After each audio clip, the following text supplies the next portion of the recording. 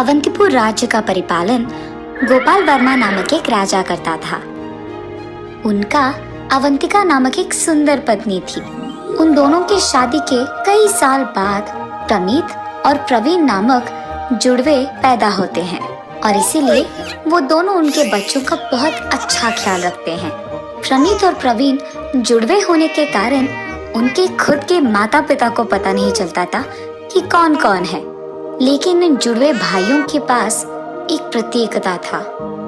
एक दिन राजा और रानी उनके बच्चों के साथ खेल रहे थे और तभी प्रनीत खेलते हुए उसके पिता को छूता है और बस राजा गोपाल वर्मा सोने का प्रतिमा बन जाते हैं। ये देख रानी आश्चर्यचकित हो जाती है। हाय भगवान, ये मेरे पति को क्या हो गया? मेरे बेटे के छूने के कारण वो ऐसे प्रतिमा कैसे बन गए? ये सोचते हुए वो बहुत दुखी होती है और रो देती है।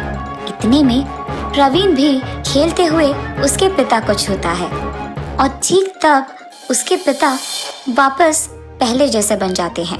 ये सब देख रानी दंग रह जाती है। अरे, मैं ऐसे प्रतिमा कैसे बन गया और वापस मैं इंसान कैसे बन गया? मुझे कुछ समझ में नहीं आ रहा। राजा के ऐसे पूछने पर रानी उन्हें सब कुछ समझाती है। जब पति पत्नी बात कर रहे थे, वो देखते हैं कि प्रनीत प्रवीण को छूने जाता है और छूने के बाद प्रवीण को कुछ नहीं होता है और ये देख राजा रानी आश्चर्यचकित होते हैं। देखा आपने, ये तो कोई जादू ही लगता है जी। शायद हमारे बच्चे जादुई जुड़वे हैं, क्योंकि प्रनीत जो कुछ भी छूता है वो सोने में बदल जाता है और जब प्रवीण उन चीजों को छूता है तो वो पहले जैसे बन जाते हैं। पर आपने क्या ये देखा है कि प्रनीत जब प्रवीण को छूता है तो उसे कुछ नहीं होता है? तुम ठीक कह रही हो अवंतिका। प्रनीत के छूने पर सब कुछ सोने में बदल जाता है और प्रवीण के छूने पे वो सारे पहले जैसे बन जाते हैं। प्रवीण के अंदर ये शक्ति मौजूद होने के कारण ही प्रनीत के छूने पर भी प्रवीण को कुछ नहीं हो रहा है। इसका मतलब तो ये हुआ कि जो मुसीबत ये शुरू करते हैं उसका खत्म भी यही कर पाएंगे। लेकिन अब से हमें बहुत चौकन्ना रहना पड़ेगा और हमें प्रवीण को कुछ भी छूने से मना करना होगा और किसी और को उन्हें छूने से रोकना होगा। बच्चों के बड़े होने के बाद हम उन दोनों को ये चीज समझा देंगे। तब तक हमें इनका ख्याल ध्यान से रखना होगा। ठीक है जी। और तब से अवंतिका और राजा उनके जादुई जुड़वों का बहुत अच्छा ख्याल रखते हैं। प्रनीत और प्रवीण दिखने में भला जुड़वे ही क्यों ना हो, उन दोनों के व्यक्तित्व में जमीन आसमान का फर्क था। प्रनीत किसी से भी दोस्ती नहीं करता था, लेकिन प्रवीण के बहुत सारे दोस्त थे। प्रनीत को मिठाई बिल्कुल अच्छा नहीं लगता है, लेकिन प्रवीण को मिठाई से बहुत प्यार है। प्रनीत लालची था, लेकिन प्रवीण दयालु था और सबकी मदद करता था। कुछ साल बाद प्रवीण और प्रनीत दोनों बड़े होते हैं। सारी शिक्षाओं में सफल होके वो अपने माता पिता की सहायता करते हैं। एक दिन जब उसके दोनों बच्चे उनकी माँ का सहायता कर रहे थे, तो राजा उनको देखते हुए ऐसे सोचते हैं, प्रनीत लालची है मगर और ऊपर से मेरी बीवी को उससे बहुत प्यार है। अगर मैंने जायदाद की बंटवारा अभी नहीं किया तो हो सकता है कि मेरे गुजर जाने के बाद प्रनीत वो सारा जायदाद अकेले लूट कर ले जाए। इससे पहले ये हो, मुझे अभी मेरे इस अच्छे हालत में ही जायदाद का बंटवारा करना होगा और वो भी समान रूप में। बेटा प्रनीत, बेटा प्रवीण, इधर आओ। जी पिताजी, आ रहे हैं। क्या हुआ पिताजी, कुछ मदद चाहिए थी आपको?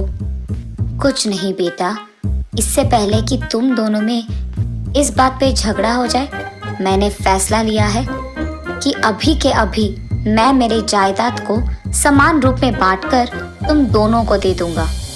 पापा के जायदाद में ज्यादा हक मेरा ही होना चाहिए और उसका ज्यादा भाग मैं ही लूंगा। इसके लिए कुछ करना होगा। पिताजी, मुझे ये बिल्कुल नहीं पसंद कि आप आपके जायदाद को समान रूप में बांटे। हम दोनों में जो भी ज्यादा शक्तिशाली और बुद्धिमान है, उसी को आपके जायदाद का ज्यादा हिस्सा जाना होगा। पिताजी, आप वही कीजिए जो भैया कह रहे हैं। ठीक है बेटा, तुम्हारी मर्जी। तुम दोनों में कौन ज्यादा शक्तिशाली और बुद्धिमान है, ये जानने के लिए मैं एक परीक्षा रखूंगा।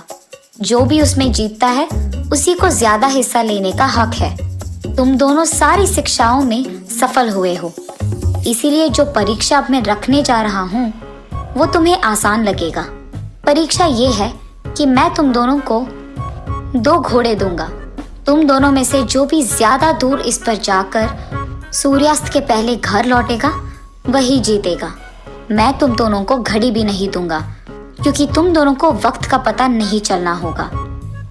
और इतना ही नहीं प्रणीत, तुम रास्ते में किसी से भी बात नहीं कर सकते हो, ना ही किसी को छुओगे तुम। ये कहकर राजा उनके दोनों पुत्रों को उनके बचपन की घटना के बारे में बताते हैं।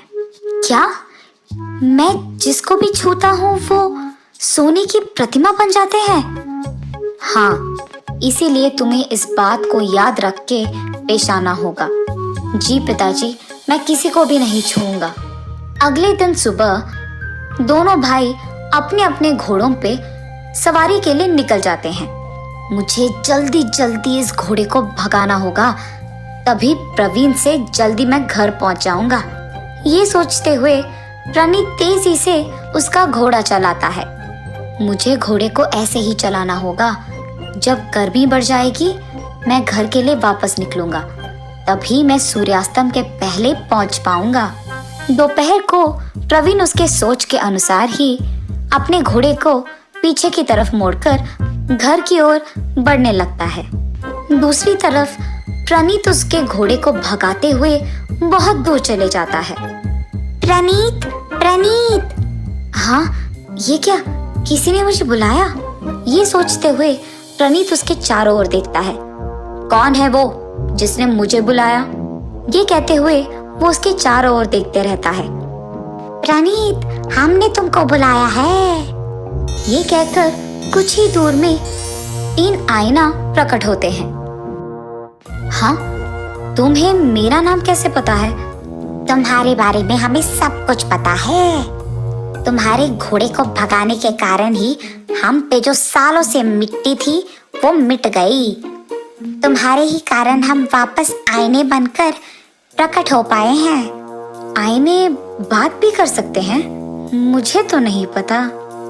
हम सिर्फ बात नहीं, कुछ भी कर सकते हैं। तुम्हारी हर ख्वाहिश को पूरा कर सकते हैं। अच्छा, तो सबसे पहले मुझे अनगिनत सोना दो।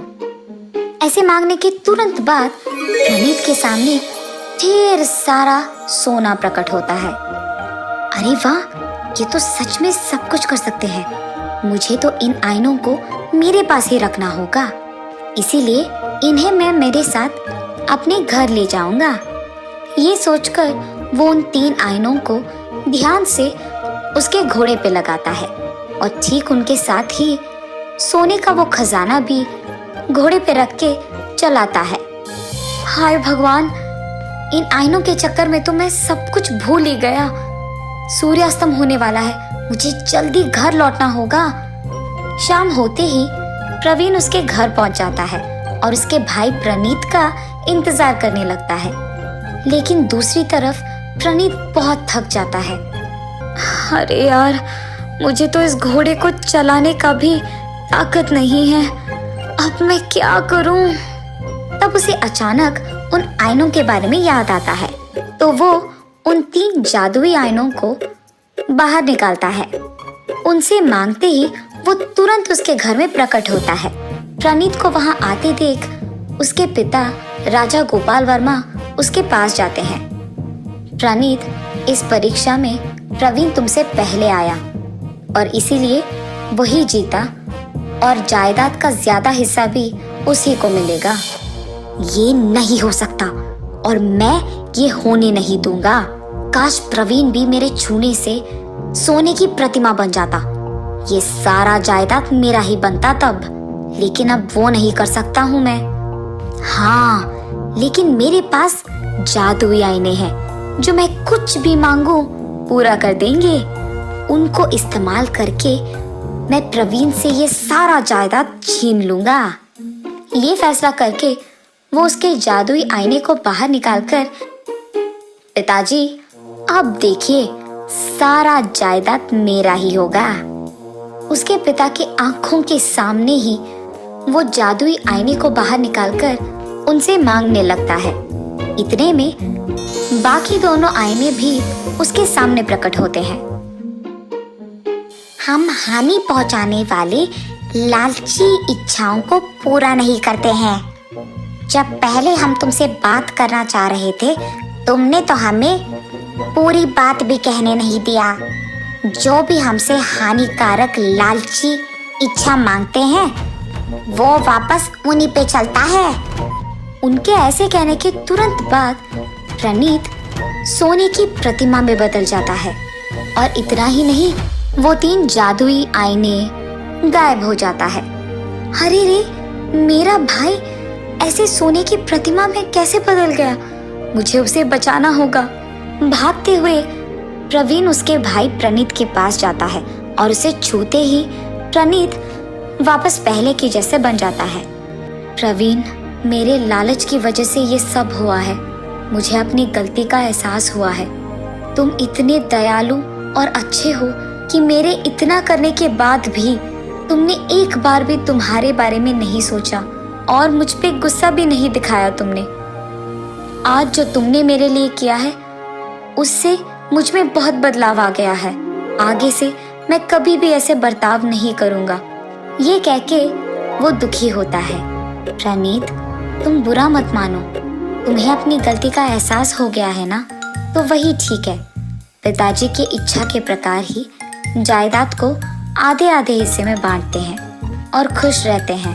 ऐसे वो दोनों उनके पिता के जायदाद का आधे में बंटवारा करके हमेशा के लिए खुश रहते हैं।